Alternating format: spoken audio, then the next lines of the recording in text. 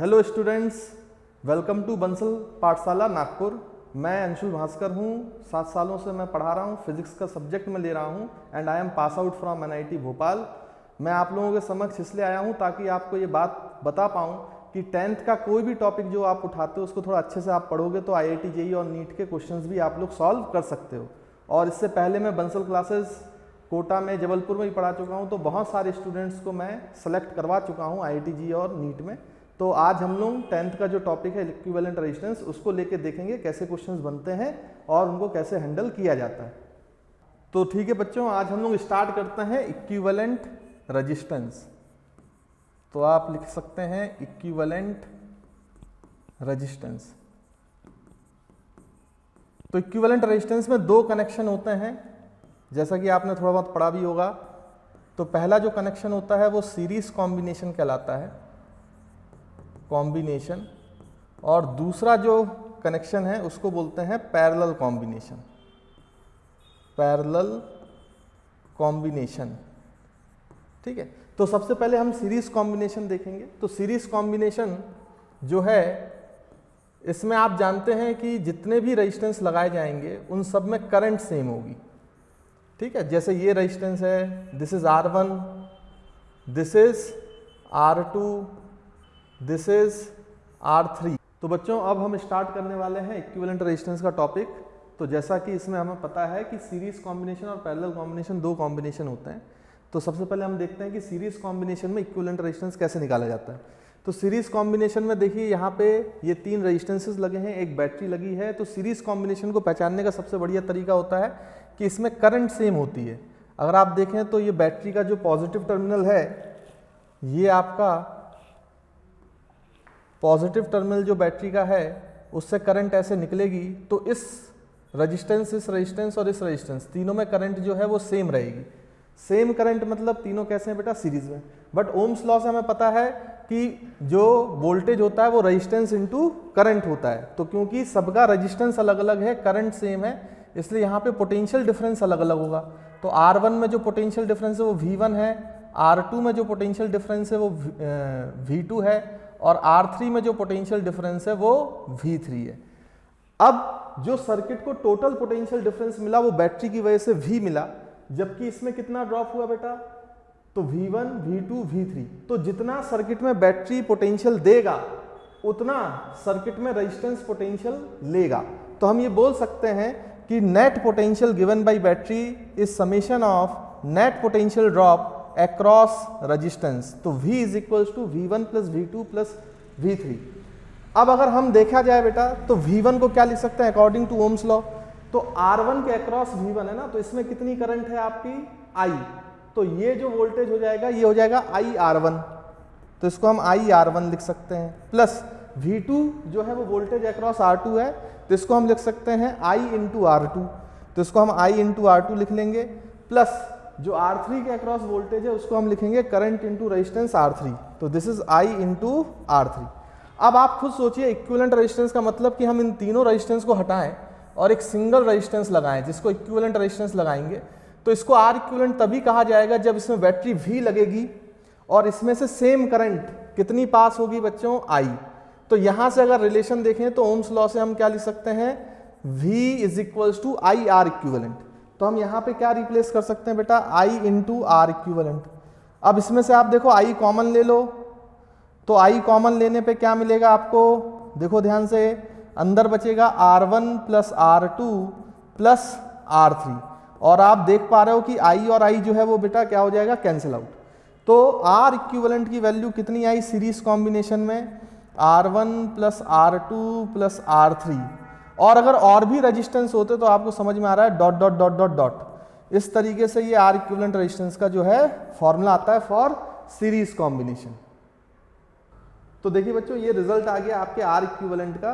अब इसमें कुछ और इंपॉर्टेंट पॉइंट्स जो हैं वो आपको ध्यान में रखने चाहिए। तो एक काम करता हूं, मैं नेक्स्ट स्लाइड पे आ जाता हूं और आपको जो है दूसरे पॉइंट्स बताता हूं। तो देखिए, हमने क्या बोला कि R इक्विवेलेंट जो है, जैसे यहाँ पे R1 रेजिस्टेंस है, यहाँ पे R2 रेजिस्टेंस है, यहाँ पे R3 रेजिस्टेंस है। और इसको अगर हमने बैटरी से कनेक्ट किया, कितने वोल्ट की बैटरी से बेटा, V वोल्ट से, इसमें करंट कितनी आई, I। तो आपको पता है कि अगर मैं इसको सिंगल रेजिस्टेंस से रिप्लेस करना चाहता हूं तो R इक्विवेलेंट आ जाएगा R1 plus R2 plus R3। अब इसमें एक बात याद रखेंगे कि जो इंडिविजुअल रेजिस्टेंस है, इंडिविजुअल रेजिस्टेंस का मतलब क्या बच्चों, कि R1 R2 R3 वो हमेशा R इक्विवेलेंट से छोटा होता है। तो फॉर एग्जाम्पल आपने यहाँ पे 2 ओम का रेजिस्टेंस लगाया, यहाँ पे आपने 3 ओम का रेजिस्टेंस लगाया और यहाँ पे आपने 4 ओम का रेजिस्टेंस लगाया, और मैंने आपसे बोला कि भाई बताइए कि इसका R इक्विवेलेंट रेजिस्टेंस कितना होगा।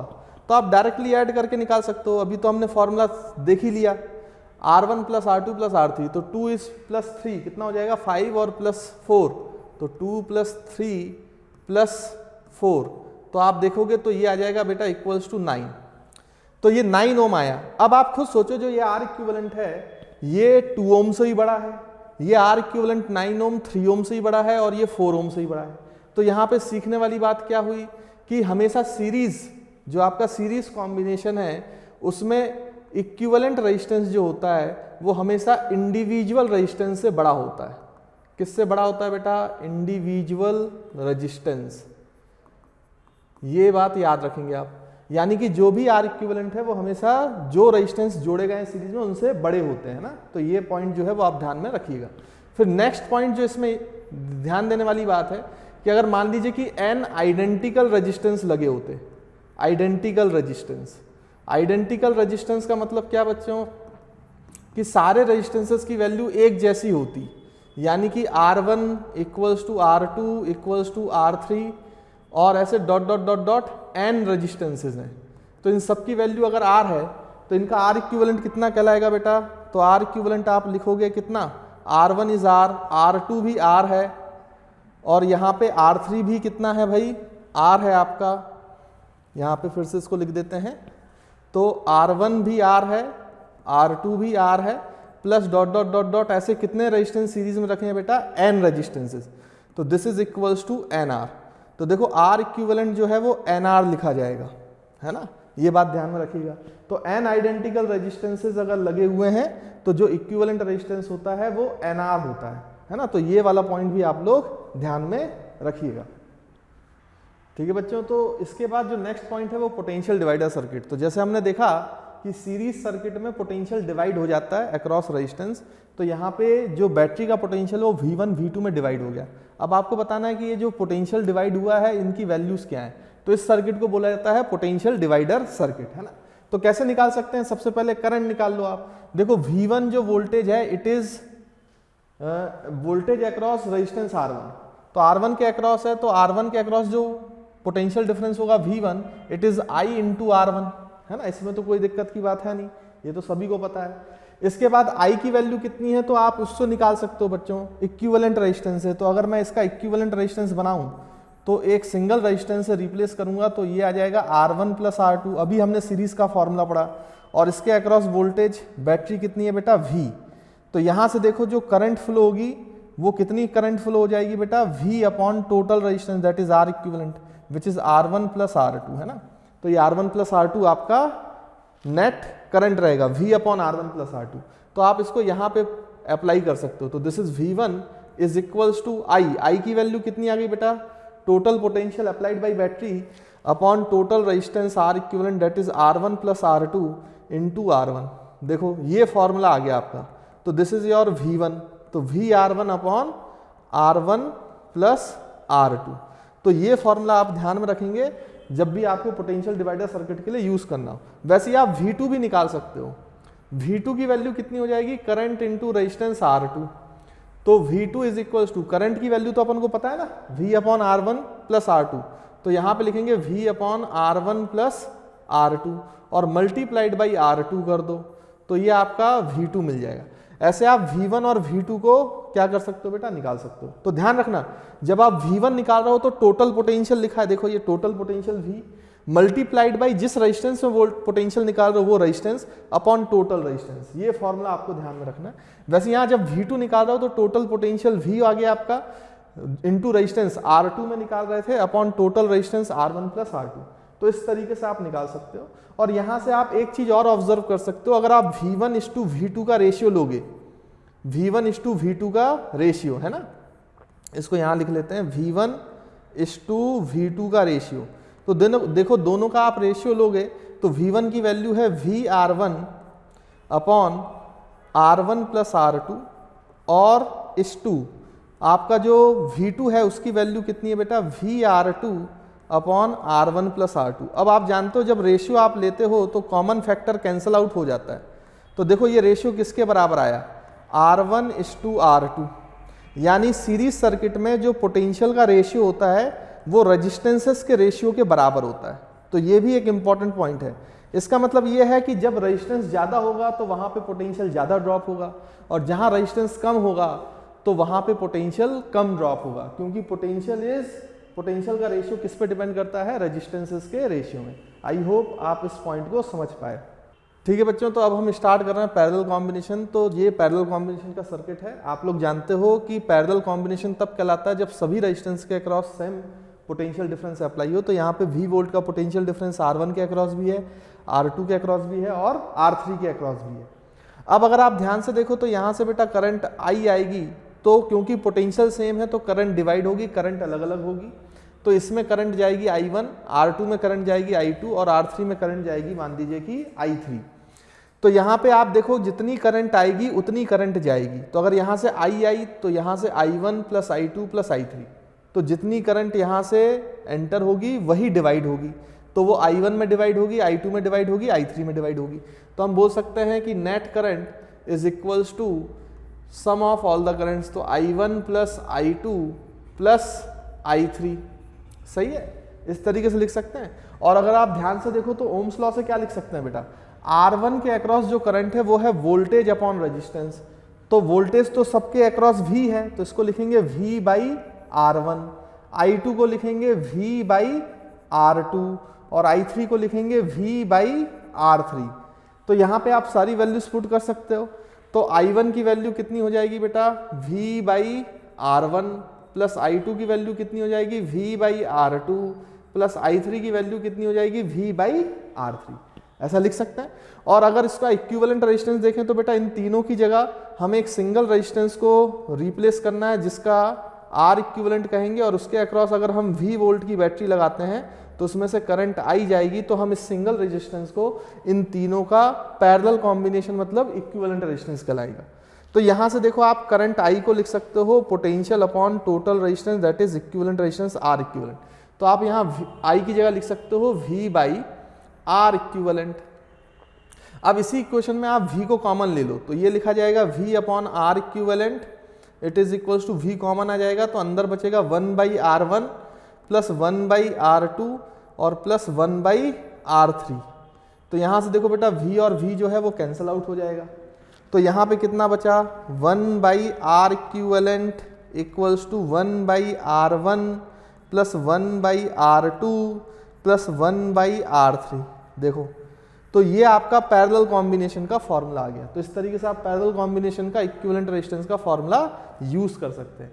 अब इसमें भी वो छोटी सी बात आपको ध्यान में रखना है कि यहाँ पे जैसे सीरीज में मैंने आपको बताया था बेटा कि सीरीज में क्या होगा कि आपका जो इक्विवेलेंट रेजिस्टेंस होता है वो हमेशा इंडिविजुअल रेजिस्टेंस से बड़ा होता है, लेकिन इसमें ऐसा नहीं है, इसमें उल्टा होता है। इसमें जो इक्विवेलेंट रेजिस्टेंस है वो हमेशा हर इंडिविजुअल रेजिस्टेंस से छोटा ही आएगा। यानी कि आप यहाँ पे लिख सकते हो equivalent resistance is always less than individual resistance. तो समझाने के लिए मैं एग्जांपल से भी समझा देता हूँ आपको। इंडिविजुअल रेजिस्टेंस जो है उससे इक्विवेलेंट रेजिस्टेंस हमेशा छोटा होता है। जैसे मान लीजिए कि मैं आपसे बोलूं कि यहाँ पे 6 ओम का रेजिस्टेंस है और यहाँ पे 3 ओम का रेजिस्टेंस है, ये दोनों आपस में पैरेलल है, तो इसका इक्विवेलेंट रेजिस्टेंस निकालो। तो आप कैसे निकालते हो बच्चों, यहाँ पे 1 बाई R इक्विवेलेंट लिखेंगे, यहाँ पे 1 बाई 6 प्लस 1 बाई 3 लिखेंगे। तो यहाँ पे देखोगे आप इक्वल्स टू लगाओगे तो एलसीएम 6 आ जाएगा। 6 और 3 का एलसीएम 6 होता है। तो यहाँ पे अगर आप देखोगे तो ये हो जाएगा बेटा कितना 1, और यहाँ पे एलसीएम लोगे तो ये आएगा 2। तो this is equals to 3 by 6, तो it is equals to 1 by 2। लेकिन ध्यान रखें कि 1 बाई 2 आपका इक्विवेलेंट रेजिस्टेंस नहीं है। पैरेलल में एक चीज हमेशा ध्यान रखना कि लास्ट में रेसिप्रोकल करना होता है। अगर आप रेसिप्रोकल नहीं करोगे तो आपका आंसर गलत हो जाएगा, क्योंकि ये 1 बाई R इक्विवेलेंट है 2 ओम। तो अगर रेसिप्रोकल करोगे तो R इक्विवेलेंट जो है वो 2 ओम आएगा, है ना। कई बार बच्चे पूरा सॉल्व कर लेते हैं, सही कर लेते हैं, बट गड़बड़ ये हो जाती है कि वो उसी को आंसर लिख देते हैं जो कि गलत हो जाता है। आपको लास्ट में रेसिप्रोकल जरूर करना है, तब आर इक्विवेलेंट निकलेगा। पैरेलल में इस बात का ध्यान दें, है ना। तो यहाँ पे देखो जो ये आर इक्विवेलेंट है 2 ओम, ये 6 से भी छोटा है और 3 से भी छोटा है। तो ये पॉइंट यही बता रहा है कि जो इक्विवेलेंट रेजिस्टेंस होता है वो जितने भी कॉम्बिनेशन में लगे हैं उन सभी इंडिविजुअल रेजिस्टेंस से छोटा होता है। अगर सॉल्व करते समय ऐसा हुआ कि आपका आंसर किसी से ही बड़ा आ जाएगा तो आप ये मान के चलिए कि आपने गलत किया है, तो आप उसको फिर सुधारेंगे अच्छे से, है ना। तो आई होप आपको ये पॉइंट भी अच्छे से क्लियर हुआ। तो ठीक है बच्चों, अब हम देखेंगे इक्विवेलेंट रेजिस्टेंस ऑफ 2 रेजिस्टेंसेस। तो अगर 2 रेजिस्टेंसेस हैं तो उनका इक्विवेलेंट तो ऐसे इस फॉर्मूले से निकाला जाएगा, ये तो इंपॉर्टेंट मेन फॉर्मूला है ही। लेकिन मैं आपसे बोलता हूं कि इसको पहले ही आप सॉल्व करके रख लो तो कैलकुलेशंस में आसानी हो जाती है। जैसे फॉर एग्जांपल कि यहाँ पे अगर आप इसको सॉल्व करोगे तो 1/r इक्विवेलेंट कितना लिखोगे बेटा, तो यहाँ पे एलसीएम लोगे तो ये r1 मल्टीप्लाइड बाई r2 हो जाएगा, और ऊपर देखोगे तो r1 प्लस r2 होगा। देखो आप अगर आप एलसीएम लेके सॉल्व करोगे तो यही आएगा। इसका रेसिप्रोकल करो तो r इक्विवेलेंट का फॉर्मूला आ जाएगा r1 into r2 divide by r1 plus r2। तो मैं चाहता हूं कि आप ये फॉर्मूला डायरेक्ट याद रखें। इसको डायरेक्ट याद रखने से फायदा ये होगा कि कई बार आपको कैलकुलेशन में दिक्कत नहीं जाएगी, आसानी से आंसर दे देता है, जबकि इसको सॉल्व करना फिर रेसिप्रोकल करना इसमें थोड़ा सा टाइम लगता है। तो ये आपको टाइम सेव करेगा, है ना। जैसे अभी हमने देखा था बेटा एक क्वेश्चन कि ये 3 ओम का है और एक रेजिस्टेंस जो है वो 6 ओम का है, तो आपका इन दोनों का इक्विवेलेंट निकलवाया था। तो हमने ऐसे कैलकुलेशन की थी, लेकिन आप इस फॉर्मूले से कैलकुलेट करो, ये डायरेक्टली आ जाता है। आपको करना क्या है, 3 इंटू 6 डिवाइड बाई 3 प्लस 6, तो ये हो जाएगा 9। तो 9 से ये कैंसिल कर दो तो ये 2, और ये 3 टाइम्स ये 3 से कैंसिल कर दो तो कितना आंसर आ गया, 2 ओम। देखो अभी भी हमने 2 ओम निकाला था, बट ऐसे कैलकुलेट करना ज़्यादा आसान है, जबकि पहली बार जब हमने कैलकुलेट किया था तो एलसीएम लिया था, फिर रेसिप्रोकल किया था, तो उसमें थोड़ा समय ज़्यादा लगता है। तो समय बचाने के लिए फॉर्मूला, बट ये फॉर्मूला याद रखें 2 ही रेजिस्टेंस के लगाएं, 2 से ज़्यादा रेजिस्टेंसेस के लिए मत लगाना, नहीं तो फिर गड़बड़ हो जाएगी, क्योंकि रिजल्ट नहीं आएगा। ठीक है, 2 रेजिस्टेंसेस के लिए आप डायरेक्ट ये फॉर्मूला यूज करते हो। और एक छोटी सी शॉर्ट ट्रिक और समझ लो, ये बहुत आप ओरली सवाल सॉल्व करने लगोगे। कैसे, मैं आपको बताता हूँ। एक्चुअली में ये वाला केसेस बहुत पूछा जाता है कि एक रेजिस्टेंस R होता है तो दूसरा पैरेलल में 2R होता है। तो कई सारे क्वेश्चन जो है इस तरीके के आते हैं ना, तो ये डायरेक्टली आंसर देता है अगर आपको इसका डायरेक्ट रिजल्ट पता हो। कैसे रिजल्ट पता करना है, तो इक्विवेलेंट रेजिस्टेंस में आप क्या लिखोगे बेटा, R1 R है मल्टीप्लाइड बाई R2 जो है वो 2R है, डिवाइड बाई दोनों का सम 3R है। तो ध्यान से देखो तो ये 2R बाई 3 आ जाता है, यानी जो डबल रेजिस्टेंस है उससे डिवाइड बाई 3 कर दिया करो, हमेशा आपको आंसर मिल जाएगा, है ना।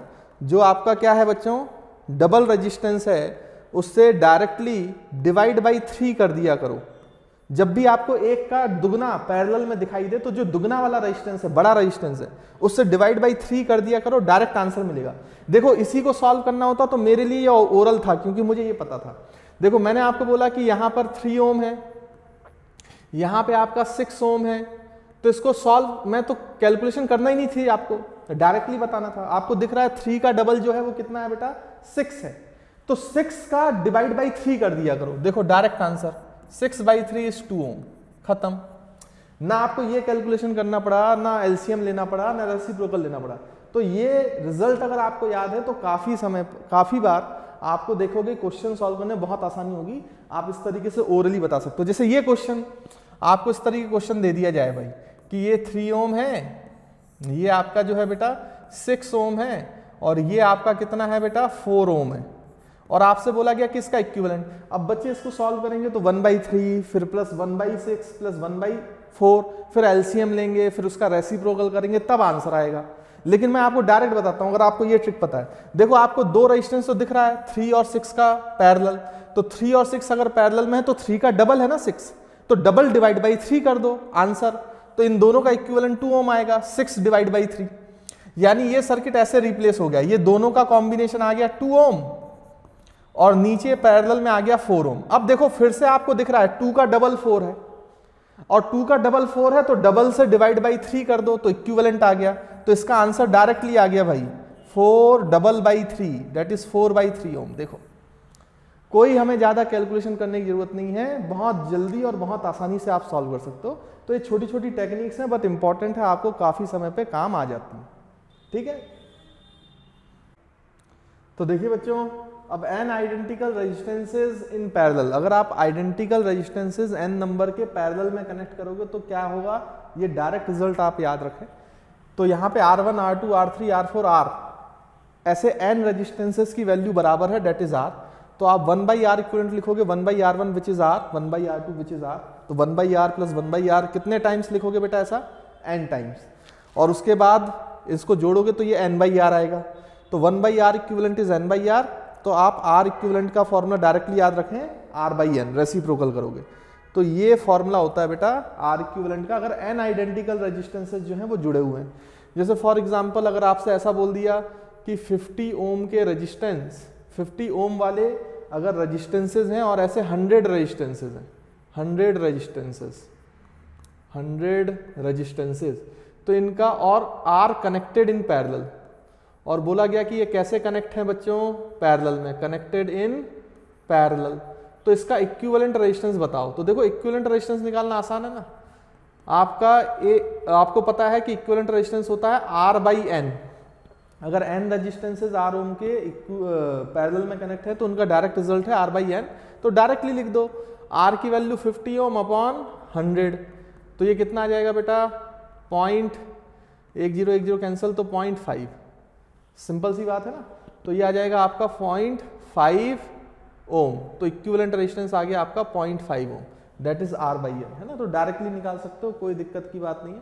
जैसे कभी आपसे बोल दिया जाए कि दो रेजिस्टेंसेज हैं 10 ओम और 10 ओम, दोनों पैरेलल में हैं, तो दो रेजिस्टेंसेज पैरेलल में हैं तो इनका R इक्विवेलेंट डायरेक्टली लिख लो, 10/2। अरे जितने भी इक्विवेलेंट रेजिस्टेंस हैं उनसे डिवाइड बाई उनका नंबर, सिंपल। तो आंसर आ जाएगा 5 ओम, ठीक है। तो इस तरीके से आप जो है सॉल्व कर लोगे, डायरेक्टली रिजल्ट याद रखेंगे तो आपको आसानी होगी, डायरेक्टली आप जो है इसमें आंसर निकाल सकते हो।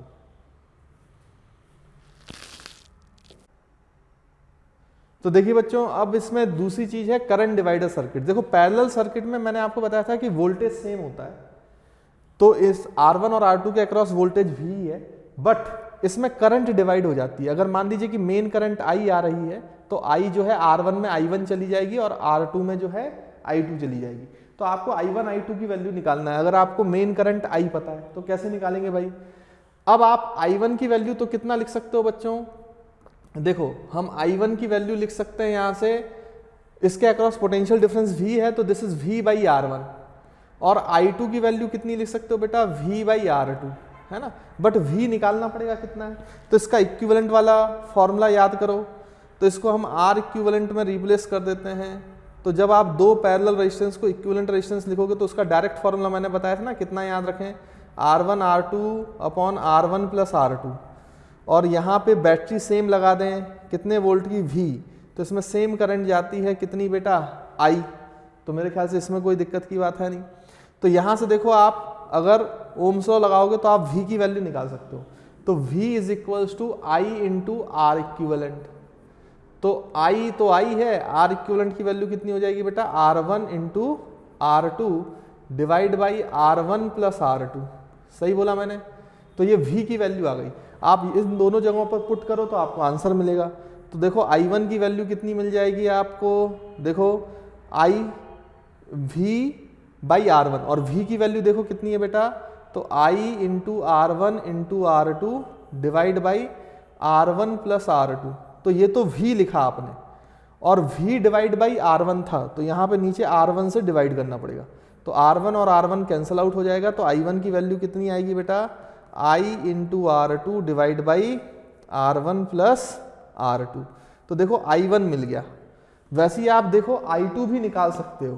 तो I2 की वैल्यू कितनी थी बेटा, V/R2, और V की वैल्यू कितनी है देखो यहाँ लिखी है, तो this is I into R1 into R2 divide by R1 plus R2। ये तो V लिखा, लेकिन V से डिवाइड क्या था बेटा, यहाँ पे R2 का, तो R2 का डिवाइड कर दो। R2 और R2 क्या हो जाएंगे, कैंसिल आउट, और R2 कैंसिल आउट हो जाएंगे। तो I2 की वैल्यू कितनी आएगी भाई, I इंटू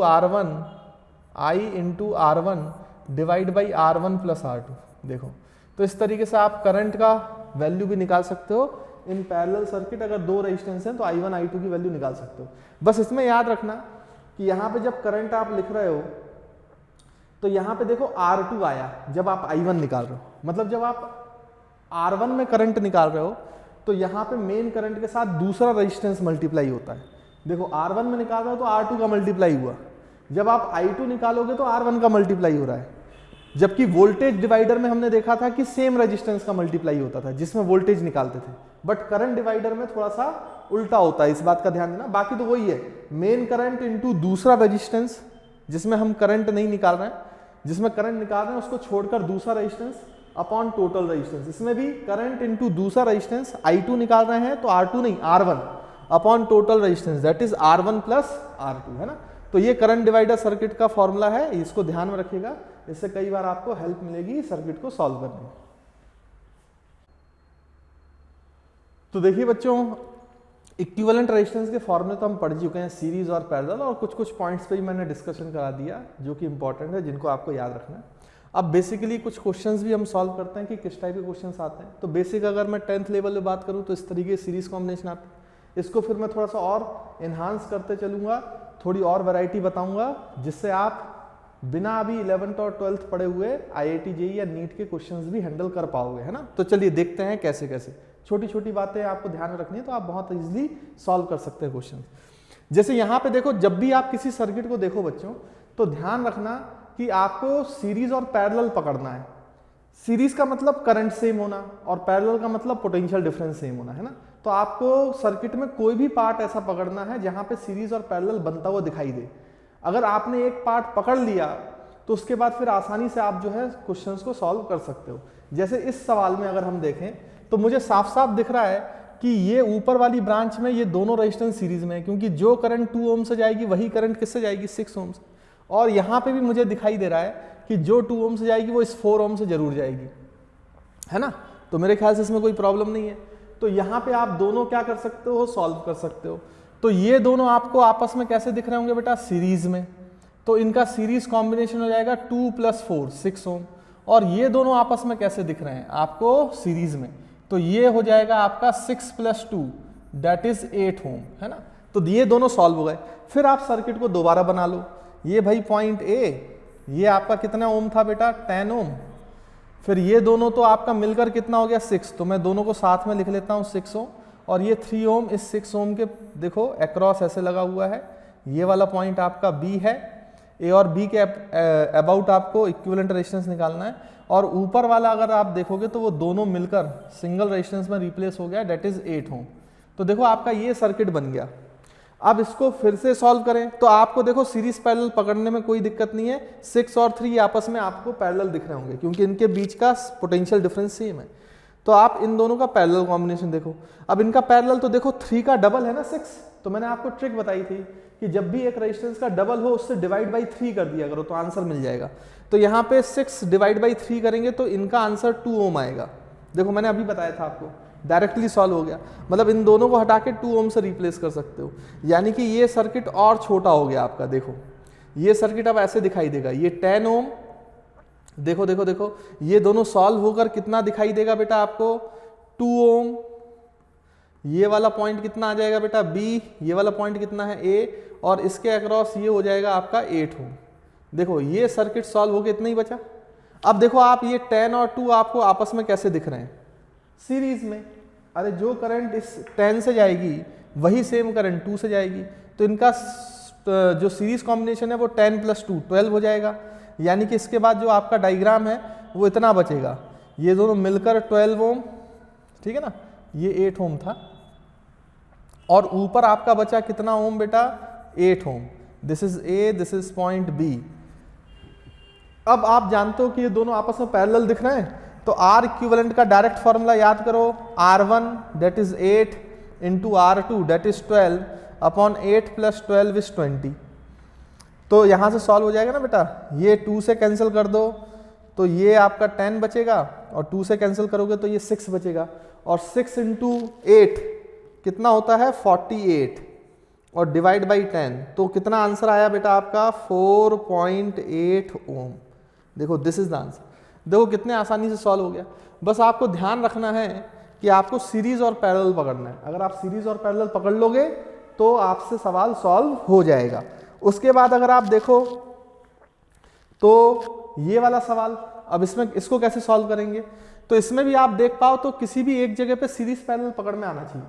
तो आप ये वाली ब्रांच देखो जरा लास्ट, ये ए वाला पॉइंट है, ये बी वाला पॉइंट है जहां बैटरी कनेक्ट करेगी, लेकिन ये रेजिस्टेंस से जो करंट जाएगी वो इस रेजिस्टेंस से जाएगी। देखो ये ऊपर के दोनों रेजिस्टेंस आपको दिख रहे होंगे, इन दोनों में करंट सेम है, क्योंकि करंट के पास यहां जाके कोई दूसरा रास्ता नहीं, तो वो यहीं से आएगा और यहीं से आएगा, सेम करंट होगा, तो दोनों कैसे होगा, सीरीज में। मतलब मुझे ये दोनों जो है वो सीरीज में दिख रहे हैं, तो ये 2 ओम हो गया। अब ये 2 ओम इस 2 ओम के अक्रॉस पैरेलल में कनेक्ट होगा। मतलब मैं इसका डायग्राम बनाऊं फर्दर, तो देखो ये डायग्राम ऐसे बनेगा, ये 2 ओम, ये 2 ओम और ये कितना बेटा 1 ओम, और इसके अक्रॉस ये जो है आपका सॉल्व होके 2 ओम हो गया। अब देखो ये 2 और ये 2 आपको कैसे दिखाई दे रहे हैं, पैरेलल में, तो पैरेलल में 2 और 2, तो 2 डिवाइड बाई 2, तो 1 ओम आ जाएगा इसका आंसर, क्योंकि इक्वल रेजिस्टेंस है ना। तो इसका मतलब ये ए और बी, अब हमारा डायग्राम और सिंप्लीफाई होगा, ये दोनों हटके 1 ओम हो गया। तो देखो ये आ गया आपका 1 ओम, ये आ गया आपका 1 ओम, और ये आ गया आपका 2 ओम। तो this is point B, this is point A. अब आप ध्यान से देखो तो फिर से आपको ये दोनों सीरीज में दिख गए, दिख गए कि नहीं दिख गए, दिख गए भाई। तो अगर दिख गए तो इसको फिर से 2 ओम लिख लो। अब ये 2 ओम इस 2 ओम के साथ देखो पैरेलल में दिखाई देगा, यानी कि ये बी वाला पॉइंट, ये ए वाला पॉइंट, तो ये 2 ओम तो था ही, और इसके अक्रॉस अब ये मिलकर कितना बचा 2 ओम। तो इन दोनों का देखो, अब दोनों आपस में पैरेलल दिख गए, और दिख गए तो इक्विवेलेंट रेजिस्टेंस लिख दो 2/2 विच इज इक्वल टू 1 ओम। तो इसका आंसर 1 ओम है। तो देखो बच्चों, ये देखने में थोड़े डिफिकल्ट लगते हैं सर्किट, बट होते नहीं है। आपको सर्किट पे किसी भी एक पॉइंट पे पैरेलल और सीरीज पकड़ में आना चाहिए। अगर पकड़ में आ जाएगा, वहां से सॉल्व करना चालू कर दो, पूरा सवाल सॉल्व हो जाता है, कोई टेंशन लेने की बात नहीं। आई होप आपको पॉइंट क्लियर होगा। तो देखिए बच्चों, अभी हमने देखा कि सीरीज पैरेलल सर्किट को सॉल्व करने का आसान तरीका ये होता है कि आप कहीं पे भी एक जगह पे सीरीज और पैरेलल पकड़ पाओ और वहां से सॉल्व करना स्टार्ट कर दो। जैसे स्टार्ट करोगे तो ऑब्वियसली बात है आपको सॉल्यूशन मिलता जाएगा। बट कुछ सवाल ऐसे होते हैं जिनमें सीरीज और पैरेलल पकड़ पाना आसान नहीं होता। जब आप पहली बार क्वेश्चन देखते हो तो वहाँ पे आपको समझ में ही नहीं आता है कि सीरीज में है कि पैरेलल में। जैसे ये क्वेश्चन है, तो इसमें कई बार बच्चे कंफ्यूज रहते हैं कि इसमें तो हमें सर पता ही नहीं चल रहा है कौन सा सीरीज कौन सा पैरेलल, ये तीनों रेजिस्टेंस में। तो इस सर्किट को अगर आप ध्यान से देख पा रहे हो तो शायद आपको भी ऐसा लग रहा होगा। अब कई बार क्वेश्चन डिफिकल्ट दिखता है बट होता नहीं है, ये बात मैं आपको बता देता हूँ। ऐसे सवालों को सॉल्व करने का सबसे बढ़िया तरीका है टेक्निक ऑफ रीड्रॉ। आप रीड्रॉ करो सर्किट को। जब आप रीड्रॉ करते हो सर्किट को तो वो जो डिफिकल्ट सर्किट है वो भी आपको आसान लगने लगता है। कैसे रीड्रॉ करेंगे, तो टेक्निक ऑफ रीड्रॉ कैसे यूज करेंगे वो मैं आपको समझाता हूँ। जैसे इस सवाल में हमेशा याद रखना कि जब भी आपको जिन 2 पॉइंट्स के अबाउट लिखना है, जैसे यहाँ पे ए और बी आपके 2 पॉइंट्स हैं, इन दोनों पॉइंट्स के अबाउट आपको इक्विवेलेंट रेजिस्टेंस निकालना है। तो ए और बी के अबाउट कैसे इक्विवेलेंट रेजिस्टेंस निकालोगे भाई, तो जिन भी 2 पॉइंट्स के अबाउट निकालना है उनको एक्सट्रीम में बनाओ, रीड्रॉ करो। तो हम इनको एक्सट्रीम में बना लेते हैं, सबसे दूर दूर बना लेना, दोनों को दोनों एंड्स पे बना लेना, ठीक है। उसके बाद फिर जो बीच वाले पॉइंट्स आएंगे ना यहाँ पर, उनको हम बीच में रख लेंगे। अब देखो मार्किंग करना चालू करो। देखो ये ए पोटेंशियल पर है ये वाला पॉइंट, तो क्योंकि ये कनेक्टिंग वायर्स है तो हमेशा याद रखना जो ये कनेक्टिंग वायर होता है, सिंपल वायर होता है, उसमें हर जगह पे पोटेंशियल सेम होता है, ये बात ध्यान रखिएगा। पोटेंशियल डिफरेंस केवल रेजिस्टेंस के अक्रॉस होता है, कनेक्टिंग वायर के अक्रॉस नहीं। तो ये जो कनेक्टिंग वायर है इन सब जगहों पर पोटेंशियल सेम होगा। अब आप खुद सोचो, अगर ये पॉइंट ए पोटेंशियल पे है तो ये भी ए पोटेंशियल पर है, तो इसका ये वाला पॉइंट भी ए पोटेंशियल पर है, तो ये पूरा कनेक्टिंग वायर है तो ये भी ए पोटेंशियल पर है, तो ये वाला पॉइंट भी किस पोटेंशियल है बेटा, ए पोटेंशियल पर। ऐसे आपको पोटेंशियल की मार्किंग करनी है। वैसे ये बी पोटेंशियल है तो ये भी बी है, ये कनेक्टिंग वायर है तो सेम पोटेंशियल है, तो ये भी बी है, तो ये भी बी है, तो ये भी बी है। देखो अब आप कोई भी पॉइंट देखो, केवल ए और बी है, कोई तीसरा पॉइंट तो आया ही नहीं। अगर कोई तीसरा पॉइंट आया नहीं तो सारे रेजिस्टेंस को जोड़ दो आप। देखो ये वाला आर जो है ये भी ए और बी के बीच में, तो इसको ए और बी के बीच में जोड़ दो। ये रेजिस्टेंस भी किस किस के बीच में जुड़ा है बेटा, ए और बी के बीच में, तो इसको भी ए और बी के बीच में जोड़ दो। और ये रेजिस्टेंस भी देखो किसके बीच में जुड़ा है, ए और बी के बीच में, तो इसको भी ए और बी के बीच में जोड़ दो। अब देखो जो सर्किट आपको टफ लग रहा था वो कितना आसान है आफ्टर रीड्रॉइंग द सर्किट। इसलिए बोल रहा हूँ टेक्निक ऑफ रीड्राइंग द सर्किट बहुत इंपॉर्टेंट टेक्निक है और ये कई बार कई बड़े बड़े सवालों को आसान कर देता है। तो देखो ये तीनों आपको पैरेलल में दिख गए, अगर पैरेलल में दिख गए तो इक्विवेलेंट रेजिस्टेंस निकालना बड़ा आसान है इसका, भाई पैरेलल में लिख दो। मैंने आपको बोला था कि अगर आइडेंटिकल रेजिस्टेंस n पैरेलल में तो उनका डायरेक्ट फॉर्मूला होता है R बाई एन, लेकिन यहाँ पे 3 है तो n की वैल्यू 3 है, तो आपका आंसर डायरेक्ट आ गया बेटा, देखो R बाई 3 ओम। अब ये कहने के लिए टफ सर्किट हो सकता है, बट देखो रीड्रॉ की टेक्निक से कितना आसान हो गया है ना। वैसे ये सवाल देखो, अब ऐसे सवाल कभी कभी जेई और नीट में भी आ जाते हैं, तो आपको देखो सिंपल फॉर्मूले समझाया, सिंपल टेक्निक समझाया, देखो कितने आसानी से ऐसे सवाल बन जाते हैं। तो यहाँ पे ए और बी है, वैसे ये वाला पॉइंट बी है, तो ये पूरा कनेक्टिंग वायर है सर्कल, तो ये बी है तो ये भी बी है, तो ये भी बी पोटेंशियल है, तो ये भी कितना है बेटा बी पोटेंशियल। अब ये ए है, यहाँ फंस गए क्योंकि इसके अक्रॉस रेजिस्टेंस है, तो यहाँ पे एक नया पॉइंट मानना पड़ेगा, तो वो नया पॉइंट मान लो एक्स। अब रीड्रॉ करने का तरीका, अभी ये सर्किट हमें टफ लग रहा है, बट आप रीड्रॉ करके सॉल्व करो, देखो यही सर्किट आसान लगेगा। रीड्रॉ इतना पावरफुल टेक्निक है। तो ये ए और बी को सबसे एंड पे ले लो और बीच में जो पॉइंट आया उसको बीच में कहीं ले लो, तो देखो हमने एक्स बीच में ले लिया। अब इस वाले रेजिस्टेंस को देखो, ये बी और एक्स के बीच में, तो बी और एक्स के बीच में एक रेजिस्टेंस को जोड़ दो। ये वाला रेजिस्टेंस देखो बी और एक्स के बीच में, तो बी और एक्स के बीच में इसको जोड़ दो। ये वाला रेजिस्टेंस देखो बी और एक्स के बीच में, तो इसको भी बी और एक्स के बीच में जोड़ दो। तो देखो ये तीनों हो गए, एक और बचा ए, तो ये एक्स और ए के बीच में, तो इसको एक्स और ए के बीच में जोड़ दो, सिंपल। अब ये तीनों देखो, तो ये तीनों आपको पैरेलल में दिख रहे हैं, दिस इज R बाई 3, और ये R बाई 3 के साथ जो R है, क्योंकि हमें तो ए और बी के बीच में चाहिए था ना, तो इसका अगर आप इक्विवेलेंट डायग्राम बनाओ ए और बी के बीच में, तो देखो ये ऐसे बनेगा, ये ए, ये आपका R, ये x है और इसके आगे ये तीनों मिलकर कितने हो गए R बाई 3, और ये फाइनल पॉइंट B, और A और B के बीच में आप देखो तो ये दोनों सीरीज में दिख रहे हैं, तो देखो डायरेक्टली R इक्विवेलेंट आ गया ना भाई। सीरीज कॉम्बिनेशन कर दो R प्लस R बाई 3, तो देखो बेटा आंसर कितना है, एलसीएम 3, तो this is 3R plus R which is equals to 4R by 3, तो देखो आंसर इज 4R बाई 3 ओम, देखो डायरेक्ट आंसर। तो वही मैं आपको समझाना चाह रहा हूं कि आप जो है अगर R इक्विवेलेंट यानी रीड्रॉ की टेक्निक यूज करेंगे तो बहुत आसानी से आपका जो है आंसर आ जाएगा। चलिए मैं एक आधा क्वेश्चन और इस पे ले लेता हूं, तो हम नेक्स्ट स्लाइड पे आते हैं। देखो जैसे ये क्वेश्चन है, तो इसको भी आप क्या कर सकते हो, रीड्रॉ की टेक्निक से सॉल्व करोगे तो ये आसान लगेगा। अब देखने में ये सवाल बहुत टफ लगता है, बट है नहीं, और ऐसे सवाल जेई नीट में पूछे जाते हैं। देखो आपसे कितनी आसानी से बन जाएगा अगर आप रीड्रॉ की टेक्निक समझ पाए। देखो ये पॉइंट ए, ये पॉइंट बी, ये वाले पॉइंट पे हम पोटेंशियल नहीं लिख पा रहे, तो इस पॉइंट को मानना पड़ेगा x, तो x मान लो बेटा। इस पॉइंट पे ही पोटेंशियल नहीं लिख पा रहे, लेकिन ये कनेक्टिंग वायर है, देखो आप ये पूरा वायर कनेक्टिंग वायर, तो यहाँ पे अगर x पोटेंशियल है तो यहाँ पे भी कितना पोटेंशियल होगा बेटा x, देखो आपके सामने। और इस वाले पॉइंट पे भी नहीं लिख पा रहे हैं, इसको कोई नया पोटेंशियल y मान लो, क्या दिक्कत है, हम इसको कितना पोटेंशियल मान लेते हैं बेटा y।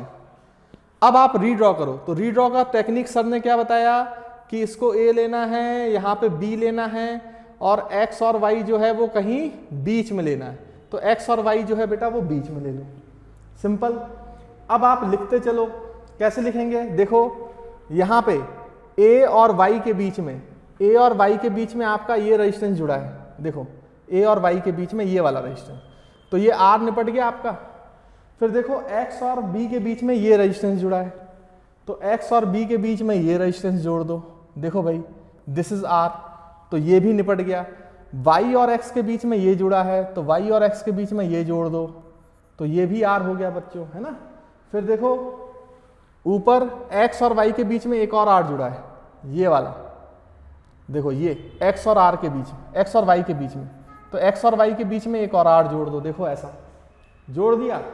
और ये लास्ट वाला जो बचा है बेटा, ये किसके अक्रॉस है, x और b के बीच में, तो x और b के बीच में ये, इसको ऐसे जोड़ दो, यानी कि इसको ऐसे भी बना सकते हो आप, देखो ये वाला पॉइंट a, ये वाला पॉइंट जो है y, ये वाला पॉइंट x और ये वाला पॉइंट b, तो यहाँ पे देखो a और y के बीच में एक रेजिस्टेंस और y और x के बीच में दो रेजिस्टेंस हैं, तो ये दोनों आपस में आपको देखो पैरेलल दिख रहे होंगे, और x और b के बीच में भी दो रेजिस्टेंस आपको दिख रहे हैं, देखो ये R और ये R। अब देखो 5 रेजिस्टेंसेस थे ना बेटा, 1 2 3 4 5, देखो पांचों बन गए। अभी ये सर्किट देखने में टफ लग रहा था और सॉल्वेबल नहीं था, अब देखो अब ये सॉल्वेबल है। ए और बी के बीच में इक्विवेलेंट निकालना, तो ये दोनों पैरेलल में दिख रहे हैं, दैट इज r/2, ये दोनों पैरेलल में दिख रहे हैं, दैट इज r/2, और ये तो देखो अब आपका डायग्राम ये हो गया, r x और y का सॉल्व होके r/2 हो गया और x और b के बीच का सॉल्व होके r/2 हो गया। अब देखो अब ये तीनों रेजिस्टेंस आपको सीरीज में दिख रहे हैं भाई, दिख रहे हैं कि नहीं? तो अगर आप इक्विवेलेंट निकालना चाहते हो तो डायरेक्टली ऐड कर दो, this is r plus r/2 plus r/2, r/2 plus r/2 is r and plus r, तो ये 2r, देखो 2r Om is the answer. आप देखो पहले ये देखने पर बड़ा डिफिकल्ट लग रहा था, ऐसा लग रहा था कि सॉल्व होगा नहीं और इसमें कोई सीरीज पैरेलल में भी नहीं दिखेगा आपको, लेकिन देखो जैसे ही मैंने रीड्रॉ किया तो यही सर्किट देखो आसान हो गया बच्चे। तो वही मैं आपको समझाना चाह रहा था कि रीड्रॉ की जो टेक्निक है सर्किट रीड्रॉइंग की, वो बहुत इंपॉर्टेंट है, बहुत आसानी से आपको आंसर दे देती है। तो ऐसे सवालों में जब भी फंस जाओ तो हमेशा रीड्रॉ का ख्याल करो और रीड्रॉ करके देखो तो आपसे सवाल सॉल्व हो जाएगा। चलिए और आगे बढ़ते हैं। तो this is method of common potential या फोल्डिंग सिमेट्री। जो बड़े बड़े सवाल होते हैं ना बेटा, ये फोल्डिंग सिमेट्री की टेक्निक होती है एक, जिससे बहुत आसानी से सॉल्व हो जाते हैं, उसी को बोलते हैं मेथड ऑफ कॉमन पोटेंशियल। तो कॉमन पोटेंशियल की मेथड क्या है मैं उसको एक्सप्लेन कर देता हूँ, और फोल्डिंग सिमेट्री कैसे लगाई जाती है फिर से देखेंगे, और इस पर 1-2 सवाल करेंगे। ऐसे सवाल जेईई नीट में पूछे जाते हैं। चलिए देखिए कैसे।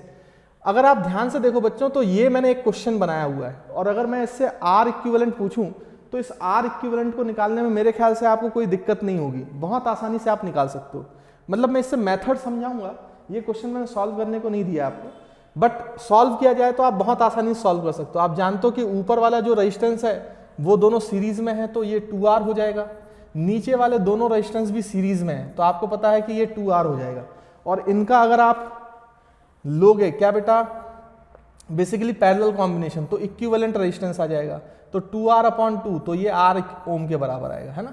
ये तो बहुत आसानी से आपको दिख रहा है, मतलब ये सॉल्व तो आप ऐसे ही कर लोगे, लेकिन यहाँ पे ये पोटेंशियल, कॉमन पोटेंशियल और फोल्डिंग सिमेट्री को आप समझो। अगर आप इसको समझ लोगे तो आप यकीन मानो आगे चलकर बड़े बड़े सवाल बहुत आसानी से कर पाओगे। अभी मैं क्वेश्चंस भी कराऊंगा इस पर, पहले हम समझते हैं। अगर आप ध्यान से देखो बेटा, तो यहाँ से अगर करंट I आएगी तो आप खुद सोचो, ऊपर भी 2R है नीचे भी 2R है, तो यहाँ से कितनी करंट जाएगी, I/2। अगर बराबर रेजिस्टेंस है तो करंट आधी आधी हो जाती ना, अगर पैरेलल ब्रांच में सेम रेजिस्टेंस है तो करंट हाफ हाफ हो जाएगा, तो ऊपर से भी I/2। अगर मैं यहाँ पे एक पॉइंट C मानूं और एक पॉइंट D मानूं, तो आप ध्यान से देखो, तो इस रेजिस्टेंस में I/2 करंट है, रेजिस्टेंस R है, इस रेजिस्टेंस में भी I/2 करंट है, रेजिस्टेंस R है, तो इसके अक्रॉस पोटेंशियल डिफरेंस अगर V1 है तो इसके अक्रॉस भी पोटेंशियल डिफरेंस V1 होगा। क्यों भाई? क्योंकि दोनों जगहों पर रेजिस्टेंस और वोल्टेज सेम है, रेजिस्टेंस और करंट सेम है, तो आपका जितना ऊपर पोटेंशियल उतना ही नीचे पोटेंशियल। यानी कि आप ये बोल सकते हो इनडायरेक्टली कि C का पोटेंशियल D के बराबर है, D और C का पोटेंशियल बराबर है। बोलो है कि नहीं है? C और D का पोटेंशियल कैसा है, बराबर है। ये आपको साफ साफ दिख रहा है यहाँ पर। तो ये जो है ये कॉमन पोटेंशियल ले सकते हो आप, इन दोनों को कॉमन पॉइंट्स बना सकते हो, C और D को। अगर हम कॉमन पॉइंट्स बनाएं तो देखो कैसे बनेगा कॉमन पॉइंट। आप इसको रीड्रॉ करो, तो इस पॉइंट को A लो, और क्योंकि C और D सेम पोटेंशियल पे तो उनको कॉमन पॉइंट ले लो, C और D को एक ही पॉइंट लो, और उसके बाद ये B पॉइंट लो। अब रीड्रॉ करो तो देखो जैसा वो आंसर आया था वैसे ही आएगा यहाँ पे आंसर। करके देखते हैं। A से भाई ये वाला पॉइंट भी A है, ये वाला पॉइंट भी A है, और ये वाला पॉइंट B है, और ये वाला पॉइंट भी B है। तो देखो A से C के बीच में R है, तो A से C के बीच में एक R जोड़ दो, और A से D के बीच में, तो D और C सेम पॉइंट है, तो A से D के बीच में भी एक R है। वैसे ही D से B के बीच में एक R है, तो D से B के बीच में एक R जोड़ दो, और C से B के बीच में एक R है तो उसमें जोड़ दो। अब देखो इन दोनों का पैरेलल कॉम्बिनेशन R/2 है, इन दोनों का पैरेलल कॉम्बिनेशन R/2 है, और अगर आप देखोगे तो ये R/2 B और A के बीच में, तो ये भी R/2 है, ये भी R/2 है, तो दोनों का सम कितना हो गया बेटा, इक्विवेलेंट। अब ये दोनों सीरीज में आ गए ना, तो R/2 प्लस R/2, तो ये किसके बराबर हो जाएगा, R के बराबर। देखो कितने आसानी से आपने निकाल लिया।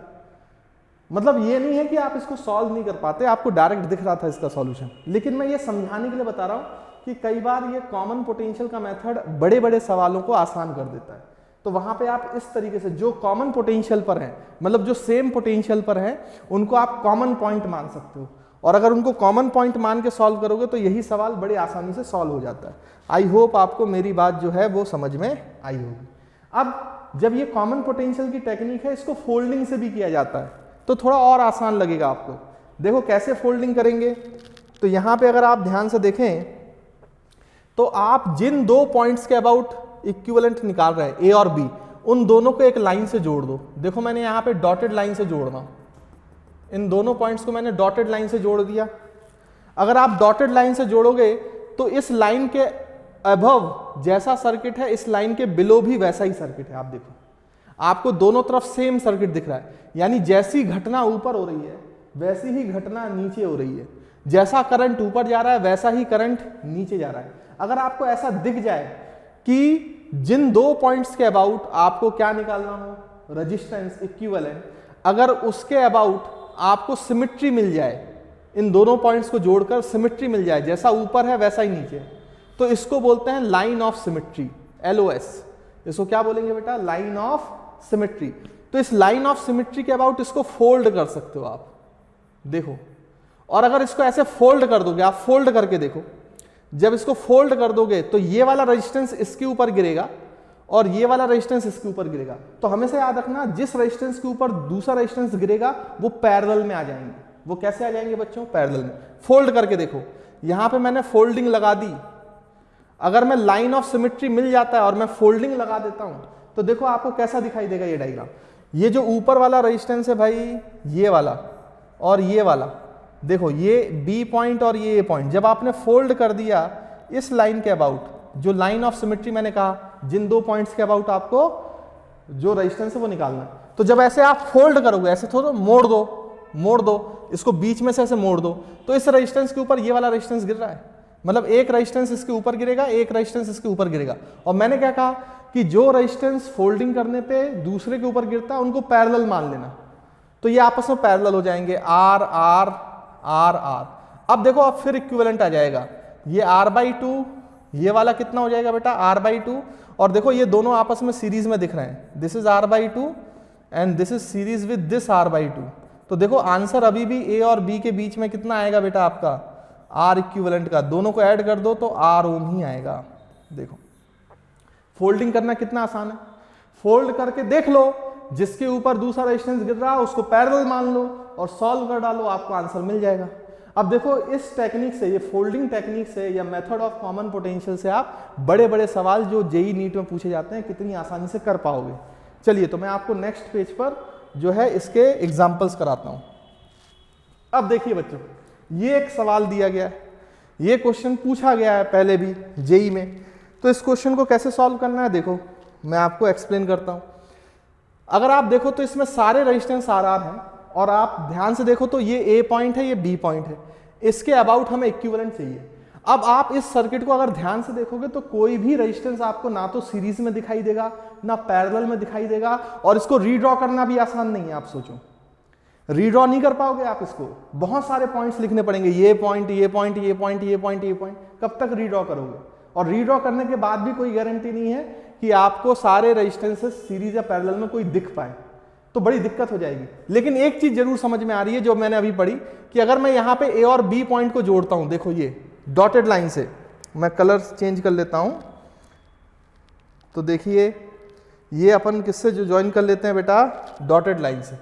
तो देखो ये डॉटेड लाइन, ये येलो कलर की डॉटेड लाइन दिख रही है आपको? बिल्कुल दिख रही है सर। अब आप इस डॉटेड लाइन के अक्रॉस देखो, जैसी घटना इस डॉटेड लाइन के नीचे हो रही है वैसी घटना ऊपर हो रही है। आपको इस लाइन के अबाउट सिमेट्री दिख रही होगी, देखो।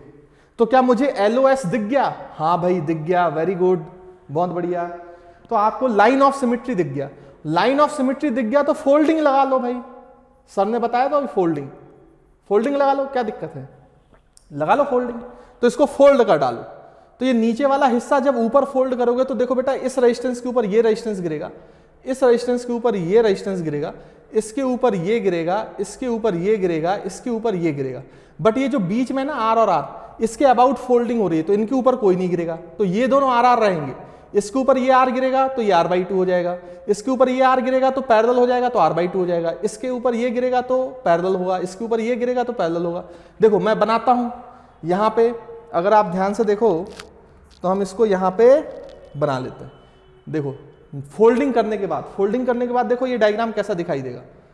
ये बेटा ऐसे, और यहां पे जो है इस तरीके से, और यहां पे जो है इस तरीके से, यहां पे जो है इस तरीके से। देखो फोल्ड करने के बाद सोचो, इमेजिन करो कि आपको कुछ इस तरीके का सर्किट दिखाई देगा। ये वाला पॉइंट जो है अपना B था, ये वाला पॉइंट जो है अपना A था। देखो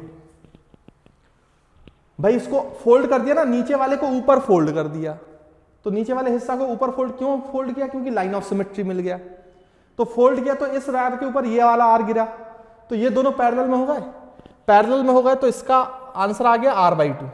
देखो ये उस ऊपर वाले आर के ऊपर ये नीचे वाला आर गिरा, जैसे ही फोल्ड किया तो ये आर और ये आर पैरेलल में हो गए, तो ऊपर वाले का भी हो गया कितना बेटा? r/2।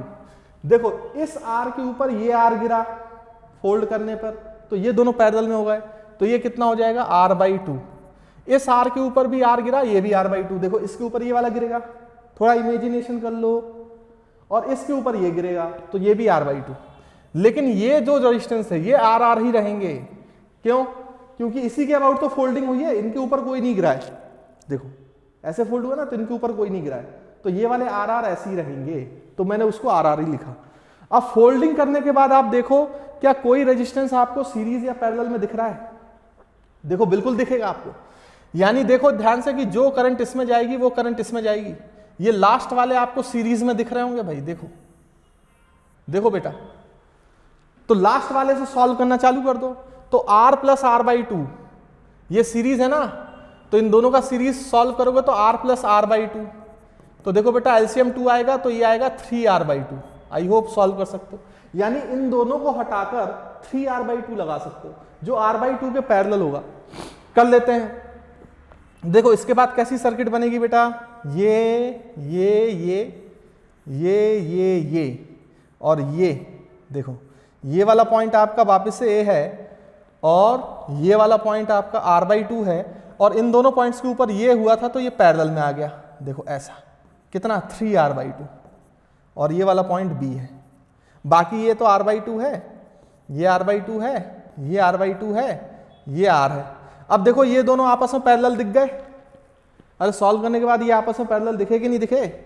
ये दिख गए, तो इनका पैरेलल सॉल्व करो। दो रेजिस्टेंस का पैरेलल कैसे सॉल्व करेंगे बेटा? r1 × r2 that is 3r/2 upon r1 + r2। तो इन दोनों का सम करो, तो r/2 + 3r/2 कितना हो जाएगा बेटा? तो दिस इज 4r/2, r/2 + 3 मतलब आधा प्लस 1.5, तो 2r हो गया ना बेटा। देखो ये 2r के बराबर हो जाएगा। r/2 + 3r/2 is equals to 2r। तो यहां से देखो एक r और एक r कैंसिल हो जाएगा, तो यहां से कितना आंसर आएगा बेटा? देखो दिस इज 3r और ये 4 हो जाएगा 2 × 2, और ये 2 से मल्टीप्लाई होगा तो दिस इज 3r/8। मतलब इन दोनों को हटा के हम इससे रिप्लेस कर सकते हैं। किससे? 3r/8। तो देखो फिर आपका अगला डायग्राम कैसे बन जाएगा? तो ये r/2, ये देखो ये आपका r/2 है, और ये दोनों सॉल्व हो गए, और ये वाला r/2 है, और ये दोनों ब्रांचेस सॉल्व हो गई। तो यहां पे कितना बचा बेटा? 3r/8। देखो 3r/8 बचा। अब ये वाला पॉइंट आपका क्या था बेटा? A। ये वाला पॉइंट क्या था आपका? B। तो देखो ये दोनों वापस से सीरीज में दिख रहे हैं आपको। देखो जो करंट यहां से जाएगी वो यहां से आएगी, तो इसका सीरीज लगा दो। तो सीरीज लगाने का मतलब 3r/8 का सम करो r/2 से। तो देखो एलसीएम 8 ही आएगा, बट यहाँ 4 आ जाएगा, तो 3r + 4r, तो ये हो जाएगा 7r/8। सॉल्व करो बेटा एलसीएम लेकर, कितना आएगा? 7r/8। मतलब इन दोनों को हटा के आप 7r/8 से रिप्लेस कर सकते हो। तो देखो अब आपका सर्किट ऐसा बना, ये r बचा, ये वाला r/2 बचा, और ये वाला भी आपका r/2 है, और ये दोनों सॉल्व होके इसके पैरेलल में आ जाएंगे। This is 7r/8। देखो ऐसे, ये वाला पॉइंट आपका B बच्चों, ये वाला पॉइंट आपका ए, देखो ये बचा। अब ये दोनों आपस में कैसे दिख रहे हैं आपको, पैरेलल में, तो इनका पैरेलल सॉल्व कर दो। तो इनका पैरेलल कैसे सॉल्व करोगे भाई, फॉर्मूला लगा लो। कितना formula, R1 which is R/2 multiplied by R2 which is 7R/8। देखो ऐसे सॉल्व कर सकते हो ना, ये 7R/8 डिवाइड बाई दोनों का सम, तो नीचे R/2 प्लस 7R/8। अब अगर आप सम करोगे तो देखो नीचे कितना आ जाएगा बेटा, 11R/8।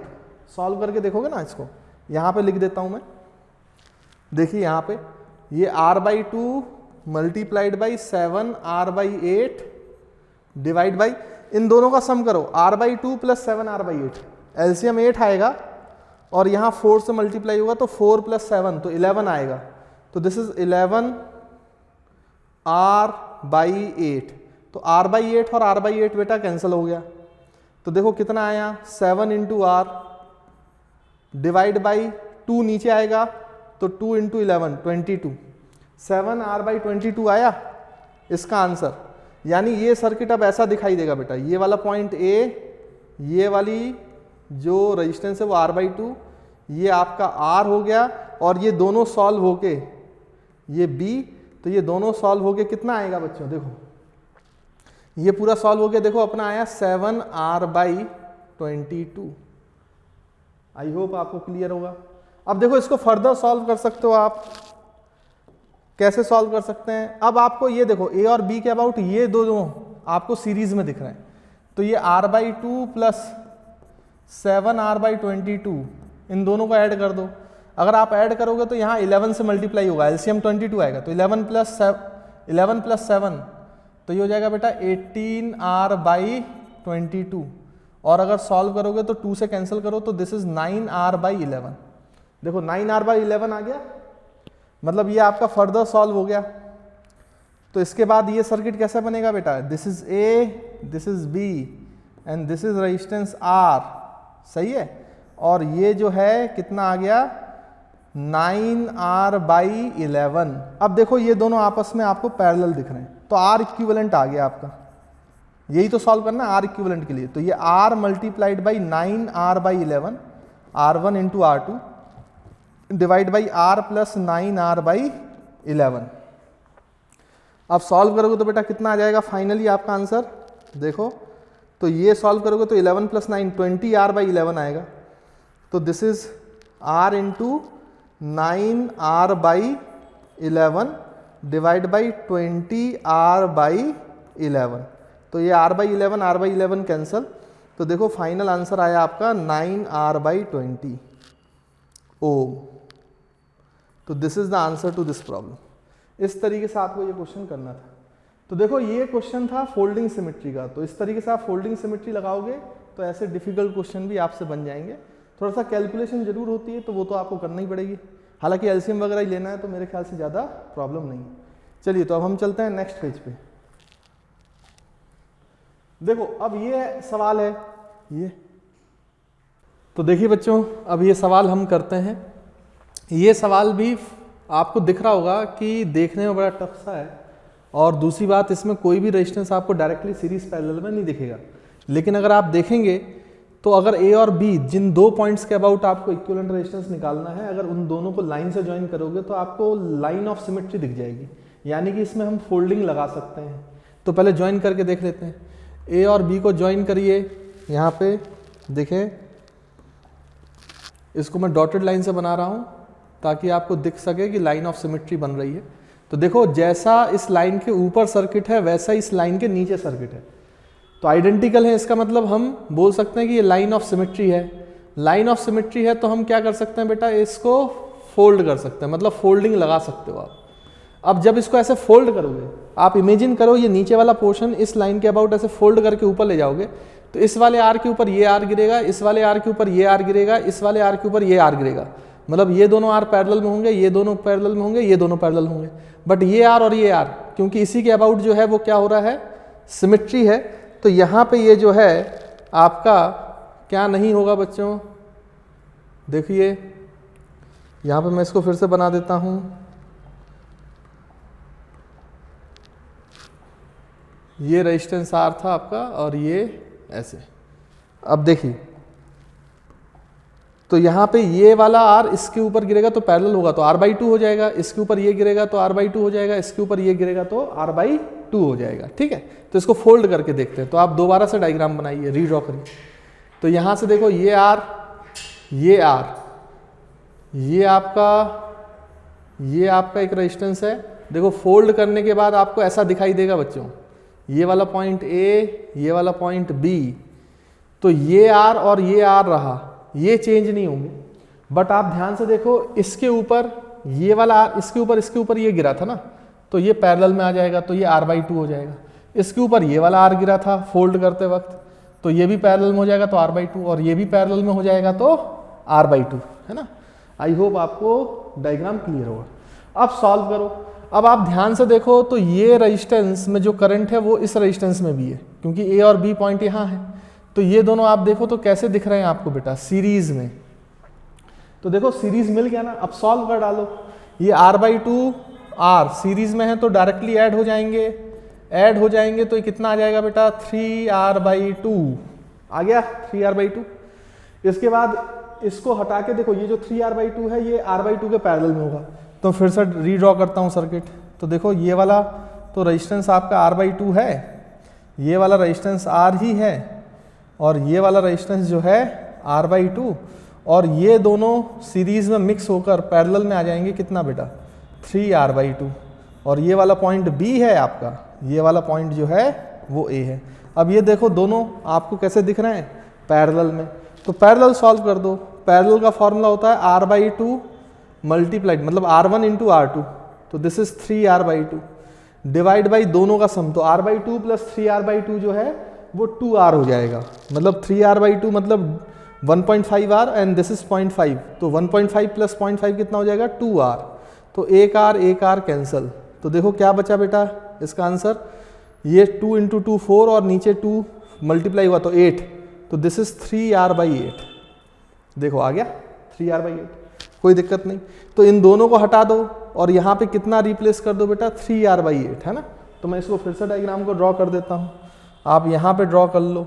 तो देखो ये वाला जो है ये तो आपका r/2 है ही, ये वाला दोनों पैरेलल सॉल्व हो गए, कितना आ गया बेटा, 3r/8, और ये जो है ये तो r है ही, और ये वाला पॉइंट आपका B और ये वाला पॉइंट आपका A। देखो दिख रहा है। अब जो करंट इस r/2 से जाएगा वही करंट इस 3r/8 से जाएगा। यानी आप इन दोनों को देखो तो इन दोनों को देखने पर आपको क्या दिखाई देगा बेटा, कि ये दोनों आपस में सीरीज में। तो ऐड कर दो, r/2 is plus 3r/8, LCM 8 आएगा, ये 4 होगा तो 4r प्लस 3r, तो दिस विल बिकम 7r/8। मतलब इन दोनों का कॉम्बिनेशन जो है वो 7r/8 आ जाएगा। तो इसको फिर से रीड्रॉ करो। तो ये पॉइंट A, ये पॉइंट B, ये आपका रेजिस्टेंस जो है बेटा कितना हो गया R, और ये रेजिस्टेंस हो गया आपका कितना भाई, ये सॉल्व होके आ गया 7r/8। आया कि नहीं आया। तो यहाँ पे इन दोनों को देखो ये आपस में पैरेलल में है, तो सॉल्व हो गया सवाल। तो इक्विवेलेंट रेजिस्टेंस का जो फॉर्मूला है वो कितना आ जाएगा बेटा, पैरेलल सॉल्व कर दो, r1 इंटू r2, तो r into 7r/8 divide by r1 plus r2, तो r यहाँ पे हमें क्या लिखना चाहिए भाई, r, है ना। तो यहाँ पे लिख लो r, चलिए ठीक है लिख लिया r, प्लस 7r/8, तो 7r/8। तो ध्यान से देखो नीचे आएगा एलसीएम आएगा 8, तो ये 8 प्लस 7 15, तो ये हो जाएगा r multiplied by 7r/8 divide by 15r/8। नीचे सॉल्व करोगे तो r/8 कैंसल, तो देखो आपका r इक्विवेलेंट का आंसर कितना है बेटा इस क्वेश्चन का, 7r/15। अब देखो नीट जेई में ऐसे क्वेश्चन पूछे जाते हैं, लेकिन सोचो फोल्डिंग सिमेट्री से इस क्वेश्चन को सॉल्व करना कितना आसान हो गया। बड़े आसानी से अपन ने सॉल्व कर लिया। फोल्डिंग सिमेट्री लगा लो, फिर सीरीज पैरेलल देख लो, सॉल्व करते जाओ, आंसर मिल जाएगा। आई होप आपको ये क्वेश्चन और पॉइंट जो है वो क्लियर हो गया होगा। अब एक और टाइप का जो क्वेश्चन खास करके जेई नीट में पूछा जाता है वो होता है इन्फिनाइट सीरीज, जब इन्फिनाइट रेजिस्टेंसेस जोड़े जाएंगे, इन्फिनाइट लैडर सर्किट बोलते हैं उसको। चलिए तो नेक्स्ट पेज पे मैं एक सवाल उसका भी करा देता हूँ। देखिए ये क्वेश्चन दिया गया है, इन्फिनाइट लैडर प्रॉब्लम्स बोलते हैं। यहाँ पे देखो इन्फिनाइट रेजिस्टेंस लगे हैं, देखो ये ए बी के अबाउट आपको इक्विवेलेंट निकालना है, तो R and so on dash dash dash dash कहाँ तक है बेटा, इन्फिनिटी तक गई है ये सीरीज। अब देखो इन सवालों में अगर आप देखोगे ना, तो एक अगर आप ध्यान से सोचें तो इन सवालों में एक खास बात दिखेगी आपको। देखो मैं यहाँ पे एक ब्लॉक बना रहा हूँ, देखो डॉटेड लाइन से, देखो ये ब्लॉक देखो जरा आप, देखो ये एक ऐसा ब्लॉक है, बिल्कुल सेम ब्लॉक आपको ये दिख रहा है अगर आप देखो, और बिल्कुल सेम ब्लॉक आपको ये दिख रहा है, यानी ऐसे ब्लॉक जो हैं वो इन्फिनाइट टाइम्स रिपीट हुए हैं। ये जितने भी ब्लॉक्स आप देख पा रहे हो बच्चों, इन ब्लॉक्स को देखो तो इनको बोलेंगे रिपीटेड ब्लॉक्स। देखो ये कितने बार रिपीट हो रहे हैं, इन्फिनाइट टाइम्स ऐसे रिपीटेड हो रहे हैं, रिपीट हो रहे हैं एक के बाद एक के बाद एक। तो ऐसे रिपीटेड ब्लॉक्स हैं, इन्फिनाइट रिपीटेड ब्लॉक्स हैं, तो इन्फिनाइट रेजिस्टेंसेस जुड़े हैं, इन्फिनाइट तक गई है सर्किट। अब इसके अबाउट कैसे निकालेंगे, तो देखो मैं इस सर्किट को यहाँ पे एक पॉइंट P ले लेता हूँ और एक पॉइंट Q ले लेता हूँ। मैं मानता हूँ कि A और B के अबाउट जो इक्विवेलेंट रेजिस्टेंस है वो X है। A और B के अबाउट इक्विवेलेंट रेजिस्टेंस अपन मान लो कि जितना भी आएगा उसकी वैल्यू X है। अब आप सोचो यही डायग्राम आप ऐसा करो कि इसमें से एक ब्लॉक हटा दो, ये पहला वाला ब्लॉक हटा दो, तो देखो ये सर्किट अब PQ से चालू होगा। आप हटा दो, जब आप ये एक ब्लॉक हटा दोगे तो आपको P और Q, ध्यान से देखो बच्चों, तो PQ के अबाउट आपको ये सर्किट दिखाई देगी, R, ये R, ये R, ये R, ये R, ये R and so on up to कहां तक भैया, इन्फिनिटी तक। सही बोला क्या? अब देखो आप ये बताओ इस सर्किट और इस सर्किट में क्या फर्क है, दोनों एक ही तो है। अरे एक इन्फिनाइट सर्किट है, इन्फिनाइट ब्लॉक्स हैं, अगर इन्फिनाइट ब्लॉक में से एक ब्लॉक हटा भी दोगे तो सर्किट को क्या फर्क पड़ने वाला है, कुछ भी नहीं भाई। जैसा सर्किट ये है वैसे ही तो ये है। अभी भी तो अगर आप एक ब्लॉक हटा भी दोगे तो इन्फिनाइट -1 ब्लॉक है, तो वो तो इन्फिनिटी के बराबर ही हुआ ना। इन्फिनाइट -1 इज इन्फिनिटी, इन्फिनिटी -1, तो कोई फर्क नहीं पड़ता। इसका मतलब जो इक्विवेलेंट रेजिस्टेंस A और B के अक्रॉस था वही सेम इक्विवेलेंट रेजिस्टेंस P और Q के अक्रॉस होगा, क्योंकि सेम ही सर्किट तो है, इन्फिनाइट सीरीज है, इसमें भी सेम रिपीटेड ब्लॉक्स हैं, इसमें भी सेम रिपीटेड ब्लॉक्स हैं। यानी खुद सोचो इक्विवेलेंट रेजिस्टेंस का मतलब क्या होता है कि हम सारे रेजिस्टेंस को हटा के एक रेजिस्टेंस से ज्वाइन कर सकते हैं। यानी इक्विवेलेंट का मतलब क्या है कि यहाँ पे अगर इसके अबाउट इक्विवेलेंट रेजिस्टेंस X है तो इसका मतलब ये है कि मैं P और Q को, ये सारी सर्किट को छोड़कर, ये सारे सर्किट को हम क्या कर सकते हैं, रिप्लेस कर सकते हैं by single resistance which is equivalent which is X। देखो X ओम का रेजिस्टेंस, तो आप जब PQ के अक्रॉस इस पूरे को हटा के इक्विवेलेंट X से रिप्लेस करते हो तो यहां पे कर दो, देखो आपका सर्किट सॉल्व हो जाएगा। देखो यही सर्किट आपका कैसा बन जाएगा बच्चों, नीचे देखो बना दो। अब AB के अबाउट बनाओ, देखो ये वाला पॉइंट A है, ये वाला पॉइंट B है, ये वाला रेजिस्टेंस बेटा R है, और ये वाला यहाँ पे तो आपका क्या था, इसको फिर से बना देते हैं, ये वाला आपका सीधा स्ट्रेट वायर, और फिर ये रेजिस्टेंस जो है बेटा कितना है, R है। और देखो ये वाला पॉइंट P था और ये वाला पॉइंट Q था, अगर आप देख पा रहे हो, देखो इस टाइप। बट PQ का इक्विवेलेंट तो X है, तो हम PQ को तो X से रिप्लेस कर सकते हैं, तो देखो X से रिप्लेस कर दो, लो अब ये सर्किट सॉल्वेबल है। और AB का जो इक्विवेलेंट है वो भी X है, अब सॉल्व करो तो X की वैल्यू आएगी। कैसे सॉल्व करेंगे भाई, देखो देखो देखो देखो, अगर आप ध्यान से देख पा रहे हो तो जो ये दोनों रेजिस्टेंस हैं ये आपको देखो पैरेलल में दिख रहे हैं, तो इसका फॉर्मूला हो जाएगा R × X divide by R1 + R2, तो R + X। देखो आ गया। इसके बाद फिर क्या करेंगे अपन, इसको रिप्लेस करेंगे, तो देखो ये वाला पॉइंट A है, ये वाला पॉइंट B है, ये रेजिस्टेंस R है, और ये दोनों पैरेलल सॉल्व होके आ गया RX divide by R + X, और ये ऐसे, और इक्विवेलेंट यहाँ पे कितना है बेटा, X है। तो ये जो AB के अबाउट इक्विवेलेंट है X, यानी R इक्विवेलेंट अबाउट AB, देखो वो किसके बराबर, इन दोनों का सीरीज समेशन हो गया ना। ये तो देखो AB के अबाउट ये दोनों का सीरीज समेशन है, मतलब ये हो गया R प्लस किसका series, R × X upon R + X। अब देखो सॉल्व करना है, इस इक्वेशन को सॉल्व कर लो, एलसीएम लो, तो ये X is equals to, LCM लोगे तो this is R into R plus X और प्लस आर एक्स तो है इधर और divide by R plus x.